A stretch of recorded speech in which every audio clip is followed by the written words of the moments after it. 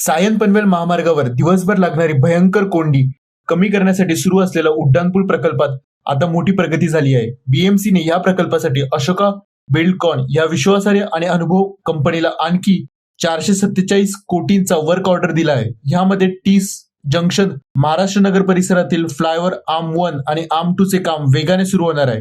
हा उड्डाणपूल तयार झाल्यानंतर मुंबई वाशी आणि ईस्टर्न एक्सप्रेस हायवे दिशेने जाणाऱ्या वाहनांना सिग्नलवर थांबावं लागणार नाही. यामुळे दररोज हजारो प्रवाशांचा प्रवास वेळ कमी होणार आहे आणि ट्रॅफिक अधिक सुरळीत होणार आहे. गर्दीच्या वेळी लोकांना त्रास, ठप्प स्थिती मोठ्या प्रमाणात कमी होईल. अशोका बिल्डकॉन ही देशात मोठे मोठे पायाभूत सुविधा प्रकल्प वेळेत आणि उत्कृष्ट दर्जात पूर्ण करणारी कंपनी म्हणून ओळखली जाते. त्यांच्या कामाची प्रगती, तांत्रिक गुणवत्ता आणि व्यवस्थापनामुळे हा प्रकल्प नियोजनाप्रमाणे होईल अशी नागरिकांची मोठी अपेक्षा आहे.